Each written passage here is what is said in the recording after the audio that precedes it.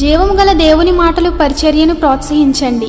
మీ ప్రోత్సాహాన్ని మరిన్ని వీడియోస్ కొరకు మన ఛానల్ని సబ్స్క్రైబ్ చేయడం ద్వారా తెలియపరచండి. లైక్ చేసి షేర్ చేయండి. ఈ సువార్త పనిలో మీరును పాలుభాగస్తులు కండి.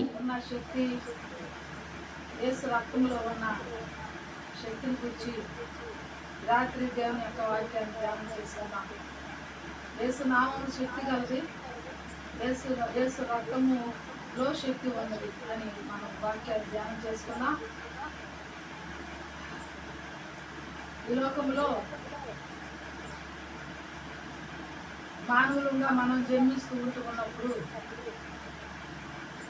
మనము ఈ లోకంలో జన్మించిన తర్వాత ప్రతి మానవుడు కూడా, మీరైనా నేనైనా, లోకంలో శరీర రూపంలో ఉన్న ఏ వ్యక్తి అయినా మరి 3 శక్తులను జయించవలసి ఉంది. వాటిని జయించాలి అంటే అది మానవుని వల్ల సాధ్యమయ్యేది కాదు. అంతటి తాను దేనిని జయించలేడు, దేన్ని జయించు ముందుకు వెళ్ళలేడు. అయితే ఆ శక్తి పాపములో ఉన్న శక్తి, మరణకరమైన పరిస్థితుల్లో ఉన్న మరణపు శక్తి, మళ్ళా అదే సాతాని శక్తి కూడా. వీటిని మానవులమైన మనము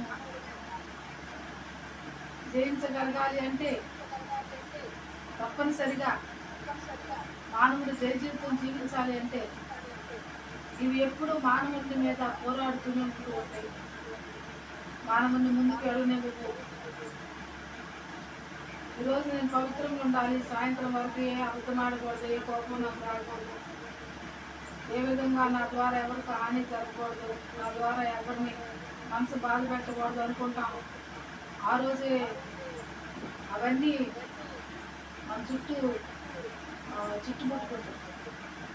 మనిషి ఎప్పుడైతే క్రీస్తులో గట్టిగా బ్రతకాలి, ఇక్కడి నుంచి రోషం కలిగి ఉండాలి, నేను ఈ దినమంతా దేవునితోనే అతుకుబడి ఉండాలి, దేవునితో మమేకమై ఉండాలనుకుంటామా, అప్పుడే వచ్చేస్తాం. దాన్నే ఆ పాపపు శక్తినే మనం జయించలేకపోతూ ఉన్నాం.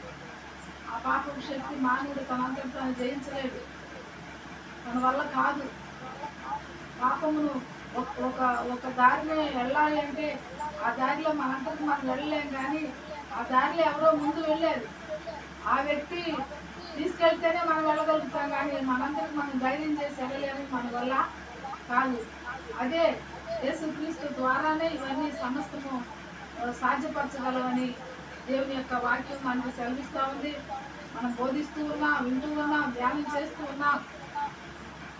అయినా ఈ పాపాన్ని జయించే శక్తి ఆదిలోనే మానవుడు కోల్పోయాడు. ఆ ఏదైనా తోటలోనే అక్కడి నుంచే సంక్రమించింది. అయితే మొదట ఈ శక్తి పాపమును జయించే శక్తి, పాపం యొక్క శక్తి. ఇది ఆదికాండం 3వ అధ్యాయంలో మనకి కనపడుతుంది కదా.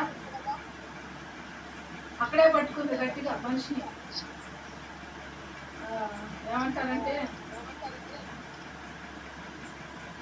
మనము స్త్రీలైన మీకు ఆ కాలువల అనుభవం ఉండలేవో, ఒకనొక దినాన కాలువలో బట్టలు కూడా వెళ్తే జలగ నా బట్టలు గుర్తుకుని ఏం వదిలి పెట్టల. అట్లాగే ఏదైనా తోటలో ఆదాము అవను కూడా ఈ పాపం, ఆదాము అనబడిన అవ్వ అనబడిన ఆ స్త్రీని జలగోలే పట్టుకుంది. జలగ ఏ విధంగా పట్టుకుని మనిషిలో ఉన్న రక్తాన్ని అంతా పీల్చేసుకుంటుందో, అది కూడా మనిషి యొక్క జయ జీవితాన్ని లాగేసుకుంటుంది, మనిషి యొక్క పరిశుద్ధ జీవితాన్ని లాగేసుకుంటుంది, మనిషిలో ఉన్న ప్రతిష్టాత్మకమైన ఆ ఆలోచనలను లాగేసుకుంటుంది. అవే మనకి ఆదికాండం 3వ అధ్యాయంలో చక్కగా మనకి కనబడతాయి.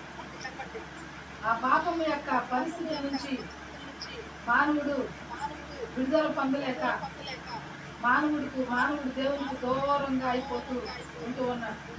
ఇది ఎందువల్ల వచ్చిందయ్యా? ఇది రావడానికి కారణం ఏంటి అంటే ఆ కొత్త నిబంధనలో ధర్మంలో ఉంది కదా, నేత్రాశ, శరీరాశ, జీవపు డమ్మని. దానికి అవ్వ దేవుడైన యెహోవా తినవద్దని చెప్పిన ఆ మంచి చెడ్డలు తెలివినిచ్చు ఆ వృక్ష ఫలము తినవద్దంటే దాన్ని బట్టి అవ్వ దాన్ని చూసినప్పుడు ఆ కళ్ళకు దురాశ కలిగింది.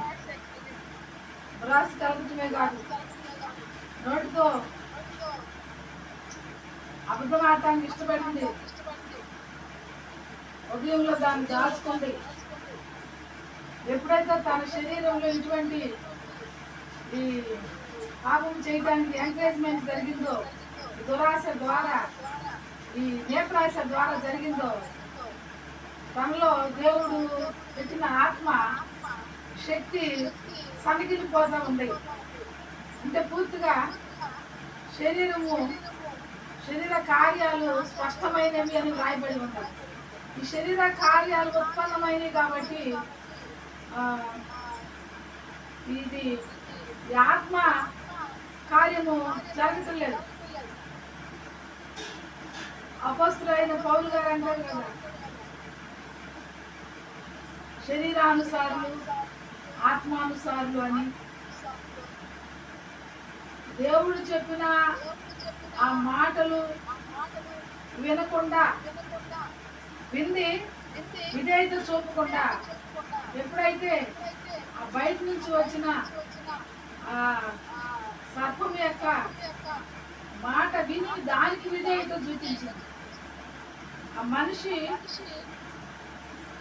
దేవునికి విముఖత చూపించింది, దయ్యానికి సముఖత చూపించింది, దేవునికి పూర్తిగా అవిధేయురాలుగా వచ్చింది, సాతానికి సంపూర్ణంగా విధేయత చూపించింది. కొన్నిసార్లు కొంతమంది వారి పాపాన్ని జయించినప్పుడు, పాపం చేసినప్పుడు, లేకపోతే చేయడానికి పనులు చేసి సంతోషపడతా ఉంటారు. నేనేదో పెద్ద పని చేశాను,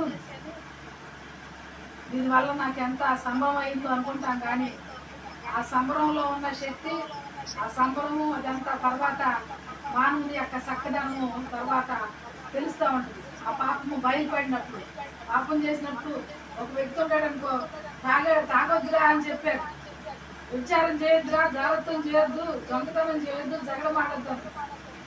ఆ చేయొద్దన్న పని చేసిన తర్వాత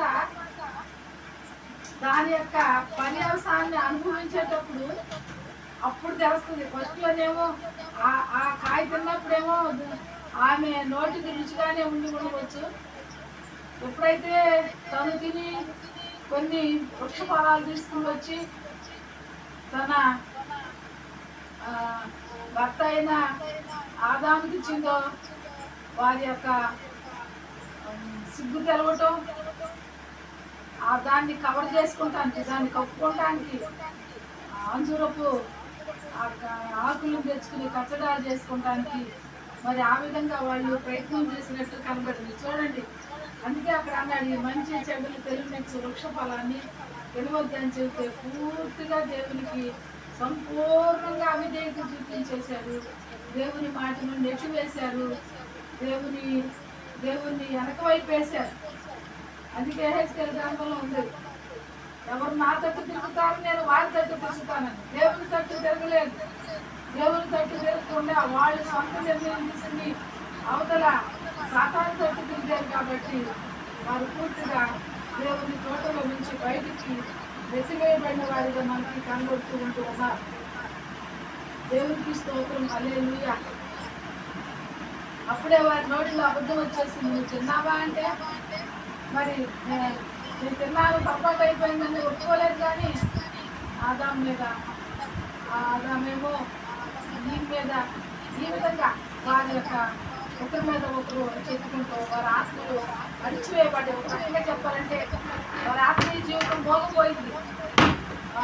వీరందరికీ కారణం ఏంటంటే పాపం యొక్క శక్తి ఆ సాతాను ద్వారా వారిలో ప్రవేశించడం ద్వారా అది ఆ విధంగా జరిగింది. కరెక్ట్గా చెప్పాలంటే గలతీయులకు రాసిన పత్రిక 3వ అధ్యాయం 22వ వచనంలో ఒక మాట ఒకటి మనము చూస్తున్నాము. గలతీయులకు రాసిన పత్రిక అపోస్తలుడైన పౌలు గారు గలతీ సంఘానికి రాసిన పత్రికలో 3వ అధ్యాయం 29వ వచనంలో ఈ మాటలని నేనే చదువుతాను. 3వ అధ్యాయం 29వ వచనంలో యేసు క్రీస్తు నందలి విశ్వాస మూలముగా కలిగిన వాగ్దానమును విశ్వసించు వారికి అనుగ్రహించబడినట్లు లేఖనము అందరినీ పాపములో బంధించాము. ఒక వాడు చివరిలో 22వ వచనంలో గలతీయులకు రాసిన పత్రిక 3వ అధ్యాయం 22వ వచనంలో చివరి లైన్లో విశ్వసించు వారికి అనుగ్రహింపబడినట్లు లేఖనము అందరినీ పాపములో బంధించను అని రాయబడి ఉంది. అంటే మానవుడు మన కనుక ఏమైనా మంచి పదార్థాలు ఆహార పదార్థాలు షర్పులో పెట్టుకుని దానికి గడి పెట్టుకుని ఎట్లా దాచుకుంటామో మానవుడి పాపము అరలో పూర్తిగా బంధించేసింది. ఇంకా అటు ఇటు మెదులాడటానికి వీళ్ళు లేకుండా పూర్తిగా తన ఆధీనం అంటాం కదా. అప్పుడప్పుడు ఆ గుప్పుట్లో ఉండాడండి, లేకపోతే అతని గుప్పుట్లో ఉందండి అని అంటా ఉంటాం. అట్లా అందువల్ల మానవుడు మనిషి బ్రతికి ఉన్నా కూడా చనిపోయిన విధానంలోనే చనిపోయిన దాంతోనే సమానం అయిపోయాడు అన్నమాట. బ్రతికే ఉన్నాడు. నేను సచ్చిన కుక్కరా అంటారు, లేకపోతే నేను బ్రతికే ఉన్నాను కానీ సచ్చిన కుక్కలాగా బ్రతుకుతున్నాను అంటారు కొన్ని సందర్భాలు. అంటే ఎప్పుడైతే మానవుడు చేయదన్న పని చేస్తూ ఉన్నాడో మానవుడు సచ్చిన స్థితిలోనికి ప్రకటన గ్రంథంలో ఉంది కదా, జీవించుతున్నామన్న మాట ఉంది కానీ నీవు జీవన మృత్యులో పోయినప్పుడు. అట్లాగే ఈ యొక్క అబమ్మ పాపపు వేదనలతోనే పిల్లల్ని అనడానికి మరి ఆ విధంగా జరిగింది. కష్టపడి పనిచేయడం జరిగింది. వారు చేసిన పనికి తగిన ఫలితం పొందుకుంటూ ఉన్నట్టు కనబడుతూ ఉండే విధంగా పాపము మనిషిని జన్మంతోనే పుట్టుకతోనే ఈ పాపము మనిషిని జతగలుపుకొని తీసుకురాస్తుంది. అంటే మనిషి పడుతున్నాడంటే మనిషి పాపంతోనే పడుతున్నాడు, పాపంలోనే పడుతున్నాడు, పాపంలోనే మరణించేస్తున్నాడు. అసలు మనిషి ఈ లోకానికి వస్తున్నాడు అంటే ఆ కొద్ది కాలం భూమి మీద ఉన్న ఆ కొంతకాలం బ్రతికి మనిషి పరలోకానికి వెళ్ళడానికి దేవుడు మనిషిని పుట్టించాడు. అయితే ఆ పుట్టుక పాపంలోనే పుడుతున్నాడు, పాపంతో జత కలిపి పుట్టాడు. కొన్నిసార్లు అంటారు మా అబ్బాయి పేగులు మెడకేసుకుని పుట్టాడు, పుట్టనే పేగులు మెడకేసుకుని తెచ్చాడు అంటారు. కొంతమంది పిల్లల చేతులంతా ఏదైనా పాచి ఏదేముంది అది పుట్టినప్పుడు ఇదేంటి కుప్పులు వేసుకుని తెచ్చాడు చేతుల్లో ఇవ్వండి అంటారు. అంటే మనిషి కూడా పుట్టుకతోనే పాపంతో జతగలిగి జతగా బయటకు వచ్చినట్లు మనము ఈ పరిస్థితులు లేఖనాన్ని బట్టి మనం అర్థం చేసుకోగలుగుతున్నా. పాపం మానవుని జన్మ నుండి మరణం వరకు వెంటాడుతూనే ఉంటుంది, ఎక్కడ వదలదు, ఎప్పుడు వదలదు. పొరపాటు కూడా ఇది ప్రతి ఒక్క మానవుడు గ్రహించవలసిన గుర్తుపెట్టుకోవాల్సిన విషయమైంది. పిల్లలేంటి, పిల్లల మొదలుకొని పెద్దోళ్ళ వరకు అది ఏ వయసులో కూడా ఏ సమయంలో కూడా వదిలిపెట్టదు. ఆ మరణం వెంటాడుతూనే ఉంటుంది. ఎప్పుడైనా సరే తన స్వాధీన ఆధీనంలో తీసుకోవాలని అది వెంటాడుతూనే ఉంటా ఉంటుంది. మనము కీర్తనల గ్రంథంలో మనం చదువుతాం కదా, ఏమని చదువుదాం. ఆ మాట చదివితే మనకు అర్థమైంది. కీర్తనలో 28వ అధ్యాయంలో ఉంది ఆ మాట.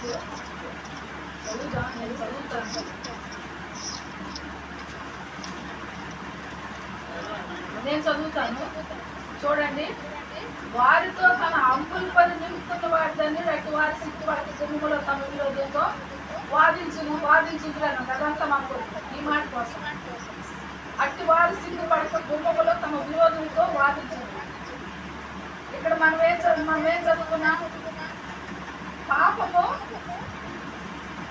మన యొక్క ద్వారం వద్దే కొంచెం ఉంటా ఉంటుంది.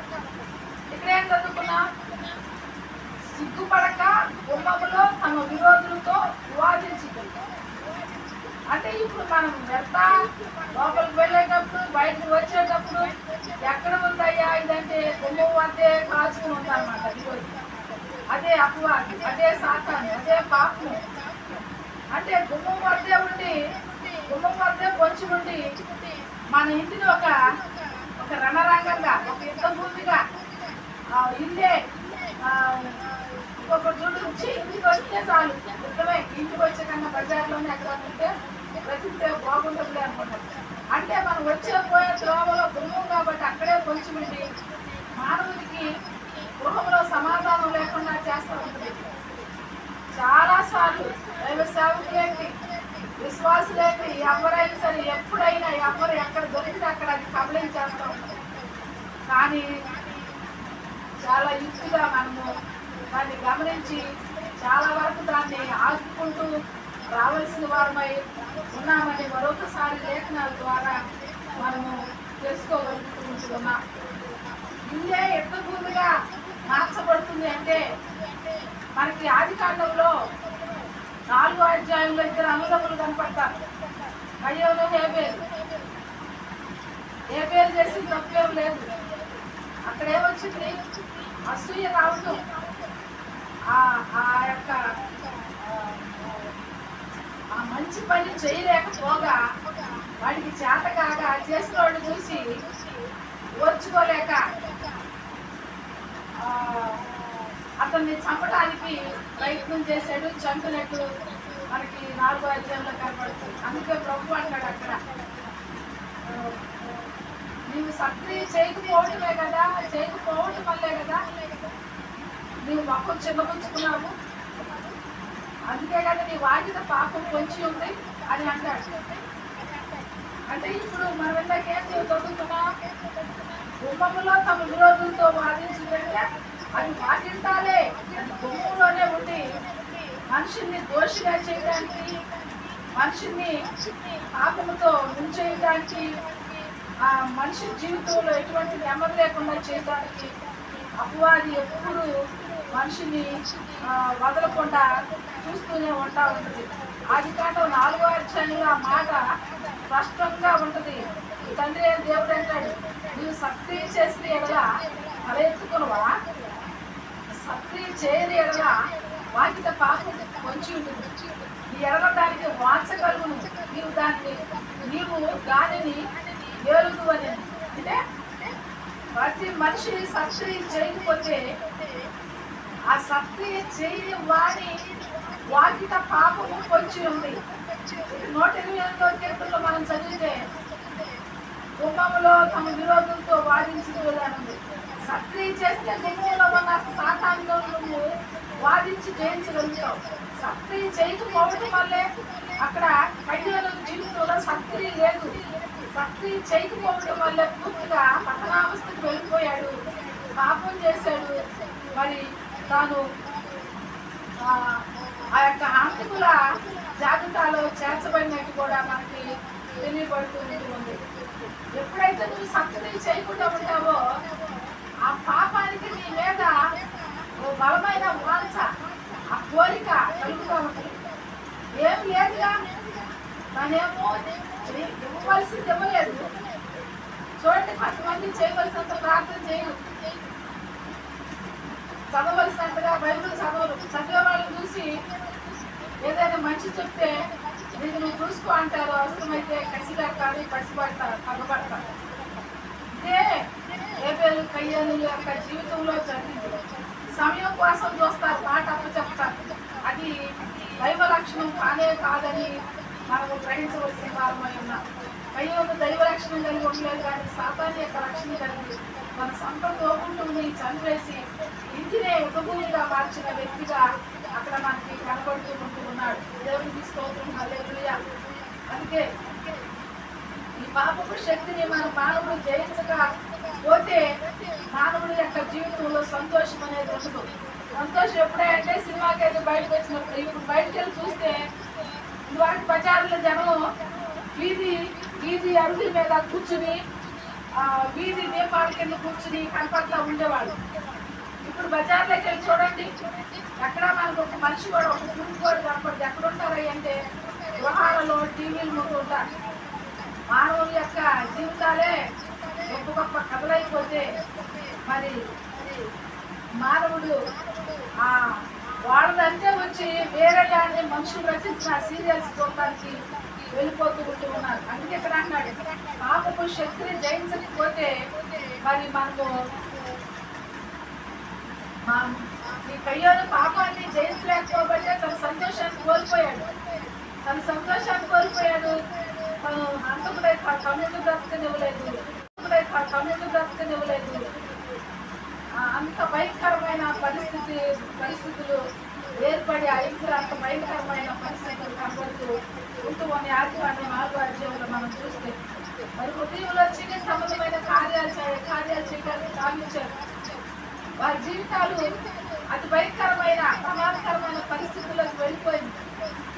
ఎందుకంటే పాపము పూర్తిగా వారిని ఆవరించడం ద్వారా ఆవరించిన పాపాన్ని బయటికి పెట్టడానికి వాళ్ళ వల్ల కాల కేవలము యేసు నామములో స్మరణ చేయడం ద్వారా, యేసు నామములో ప్రార్థించడం ద్వారానే ఆ పాపాన్ని జయించగలిగిన కృప మానవునికి ఉండేది. ఇంకొక శక్తుల గురించి, మానవ శక్తుల గురించి మనం మాట్లాడుకున్నా, మళ్ళీ ఎప్పుడైనా సమయం వస్తే ఒక్కొక్క శక్తుల గురించి మాట్లాడుకున్నా, సంసోను జీవితంలో చూసాం మనము. సంసోను మరి తల్లి పొలంలో పనిచేసుకుంటూ ఉంటే వచ్చి, అమ్మా నీకు కుమారుడు కొడతాడు, అతనికి ఎప్పుడు కూడా మరి ద్రాక్ష వల్లి నుంచి వచ్చింది ఏది తెలియద్దు, నువ్వు కూడా తెలియద్దు అని చెప్తే ఆ విధంగానే చేసింది. కానీ తన ఆధీనంలో ఉన్నంత వరకు తన కుమారుడిని అలా చేసింది. కానీ తాను న్యాయాధిపతుల గ్రంథం 14-16 అధ్యాయంలో చూస్తే మనకు కనబడతాం. పోయాడు ఆ సంసోను దెలీలా దగ్గరికి వెళ్ళాడు. వెళ్ళిపోయి కథంతా మనకు తెలుసు. చూడొద్దన్న చోటకి వెళ్ళాడు. అసలు దేవుని యొక్క వాక్యం ఎక్కడ గ్రంథంలో మనకు తెలియజేస్తుంది. దుష్టుల ఆలోచన చొప్పున నడవద్దు, కూర్చోవద్దు, నిలబడొద్దు అని చెప్తే ఏ తట్టు వెళ్ళకుండా ఉండాలి ఆ తట్టు వెళ్ళాడు. ఎక్కడ నిలబడకూడదు అక్కడ నిలబడ్డాడు. ఎక్కడ కూర్చోకూడదు సంసోను దెలీలా ఒడిలో కూర్చుండటం వల్ల సంసోను జీవితం పూర్తిగా పతనావస్థకి వెళ్ళిపోయింది. పూర్తిగా తన స్థానం మారిపోయింది. నిజంగా ఆ సంసోనే దేవుని యొక్క ఆ తల్లి చెప్పిన ప్రకారం ఆ విధంగా ఆ ఫిలిష్తీయుల పట్టణానికి వెళ్లకుండా ఉంటే సంసోను జీవితం అది ఏ విధంగా ఉండేదో మళ్ళీ మనం చూడవలసి వచ్చేది. కానీ ఆ యొక్క సంసోను వెళ్ళరాని చోటుకు వెళ్ళాడు. చూడరాని కార్యాలు చూశాడు. మరి కూర్చోని చోట కూర్చుంటాడు. అటువంటి పరిస్థితుల్లో చాలా అది దుఃఖకరమైన పరిస్థితి అన్నమాట. ఆ సంసోను చాప్టర్ చూస్తూ ఉంటే చాలా దుఃఖము. పాపము పూర్తిగా సంసోన్ని ముంచేసింది. ఎక్కడికి తీసుకెళ్లాలంటే పూర్తిగా తన ఆధీనం చేసుకుని అగాధంలోకి నెట్టివేసింది. ఎంత బలవంతుడు సంసోను, ఎంత శారీరకంగా ఎంత బలవంతుడైన చిన్న పాపానికి లొంగిపోయి పూర్తిగా భయంకరమైన పరిస్థితుల్లోకి వెళ్ళిపోయినట్టు మనకి ఈ లేఖనాల్లో మనకి న్యాయాధిపతుల గ్రంథంలో చూస్తే కనబడుతుంది. సంసోను యవనస్తుడే, యోసేపు కూడా యవనస్తుడే. ఇక్కడ మనకి ఇద్దరు కనపడుతున్నారు. ఈ పాపాల గురించి ఉదాహరణగా నేను చెప్తున్నా. ఇద్దరు కనపడుతున్నారు. సంసోను యవనస్తుడే. సంసోనికి సంసోను తల్లికి దైవ దర్శనం ఉంది, దైవ ప్రత్యక్షత జరిగింది. దేవుని యొక్క షరతులు చెప్పింది, ఇలా ఉండాలని. కానీ సంసోనికి తల్లి ఉంది. యోసేపు జీవితంలో చూసుకుంటే యోసేపుకి ఎవరు లేరు. దేశంలో పరాయి దేశంలో ఉన్నాడు. తల్లి లేదు, తండ్రి లేడు. అనలా అసూయకి దూరం అయిపోయాడు. యోసేపుకి అక్కడ నుండి ఎవరు ఏమి చెప్పాల. నువ్వు ఇలా చేయాలి, నువ్వు ఇలా చేయాలి, అలా చూడకూడదు, ఇలా చూడకూడదు, అక్కడికి వెళ్ళకూడదు, ఇక్కడికి వెళ్ళకూడదు చెప్పలేదు. కానీ యోసేపు ఏదైతే తన హృదయంలో ఆనాడు తనకు వచ్చిన ఆ కళ, ఆ స్వప్నాన్ని తన మనసులో ఉంచుకుని ఆ దర్శనం నెరవేర్చబడటానికి, ఆ స్వప్నం నెరవేర్చబడటానికి యోసేపు ఆత్మ కలిగిన వ్యక్తి. యోసేపుకి ఆత్మ ఉంది, సంసోనికి ఆత్మ ఉంది. కానీ దాన్ని ఉపయోగించుకోవడంలో వాళ్ళు చేసిన పరిస్థితులు ఏ విధంగా ఉన్నాయంటే, సంసోను ఉపయోగించుకోలేదు. తన జీవితం పటాపంచలైపోయింది. ఆ పెళ్లి ఏమంటారు చూడు, పెళ్లి పెటాకులు అయిపోయింది అంటారు. ఆ పెళ్లి అంతా పెటాకులు అయిపోయింది. కానీ ఒక బానిసగా వెళ్ళిన యోసేపు అధికారంలోకి వెళ్ళాడు, వెళ్ళాడాడు. ఆ దేశపు యువతిని ఒక కుటుంబంగా ఏర్పడ్డాడు. దేవుని మాట విన్నందుకు యోసేపు యొక్క జీవితము బలాభివృద్ధి పొందింది.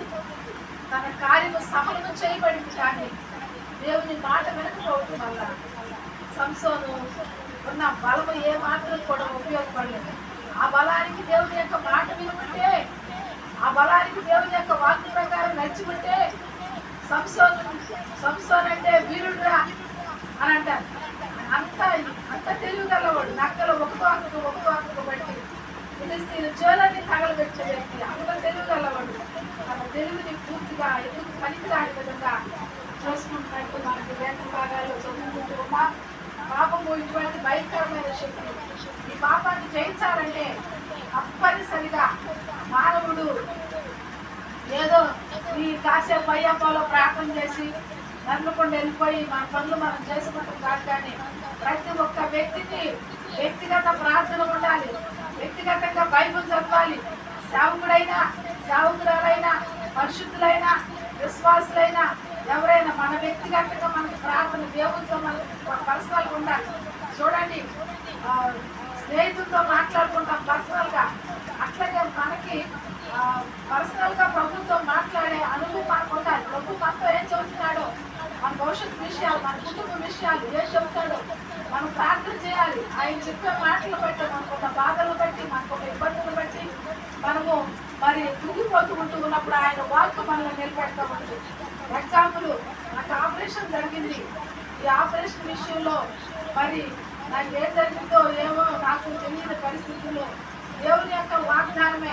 ఆపరేషన్ చేసేటప్పుడు షుగర్ పెరగకుండా ఉండటము, షుగరు అటువంటి ఏమి లేకుండా ఉండటము, ఆ బీపీ అనేది లేకుండా ఉండటము జరిగిందయ్యా. అంటే నేనేదో వైద్యాన్ని నమ్మి వెళ్ళలేదు. కానీ నాకు దేవుడు ముందే మాట్లాడాడు.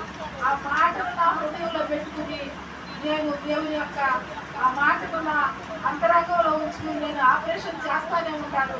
ప్రభువా, నువ్వు వాగ్దానం నెరవేరుస్తున్నావు అని అది పెట్టుకుని నా హృదయంలో నాకు తొందర కలగలేదు. నేను మళ్ళీ హాస్పిటల్కి వెళ్ళి డాక్టర్ గారిని కలిసినప్పుడు నువ్వు ఆపరేషన్ చేసేటప్పుడు దేవుడు నాతో మాట్లాడిన మాటను గుర్తుపెట్టుకుని ఆ మాట ప్రకారమే నాలో ఏమి జరగకుండా అన్ని నార్మల్గా ఉన్నాయమ్మా అని నేను ఆమెతో చెప్పి ఆమె సంతోషపడింది.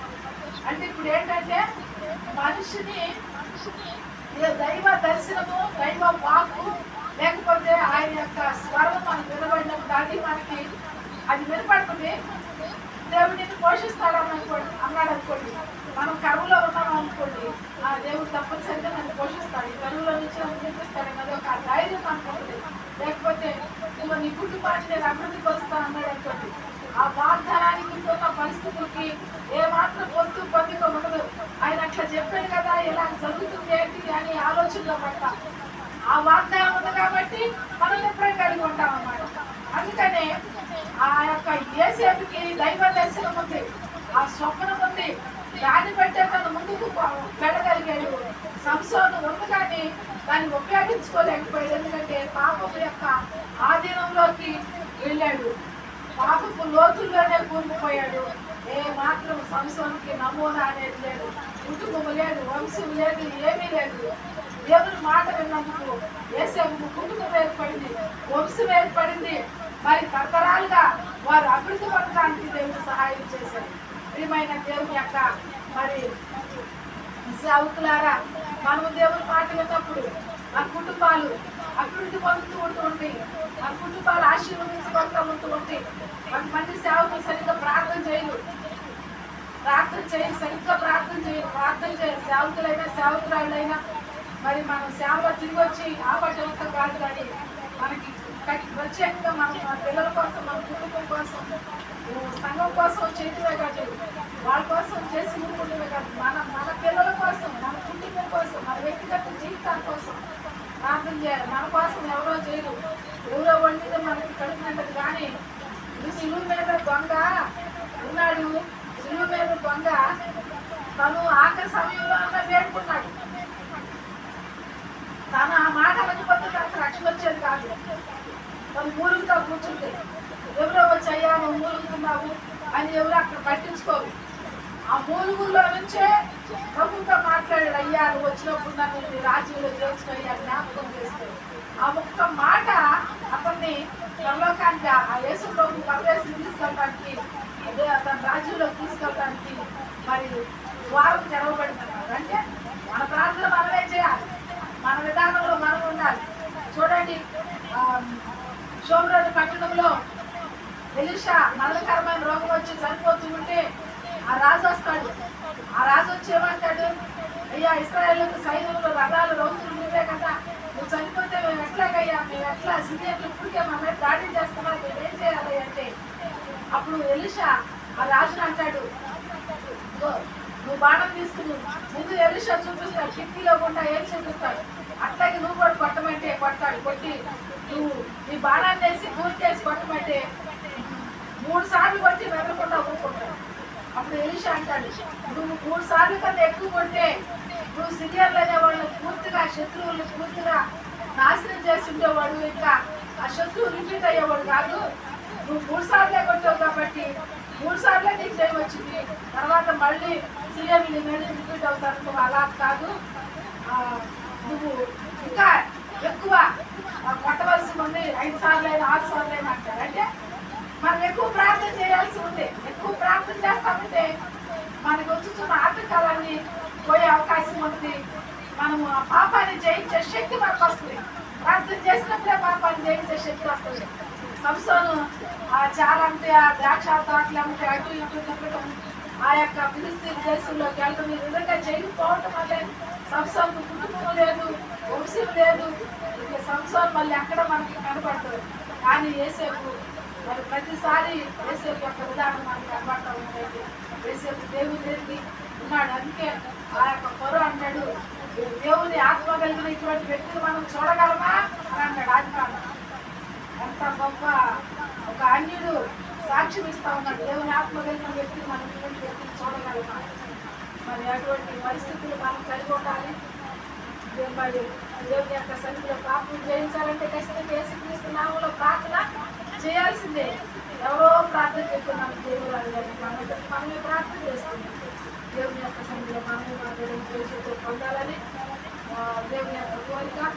ఈ రాత్రికాల సమయంలో మరి నాకు ఇంకొకసారి సమయం వస్తే మరణపు యొక్క శక్తి, సాతాను యొక్క సంఖ్యల శక్తి గురించి మనం మాట్లాడుకుంటాం. దేవుని కొద్ది మాటలు మన ఆశీర్వదించి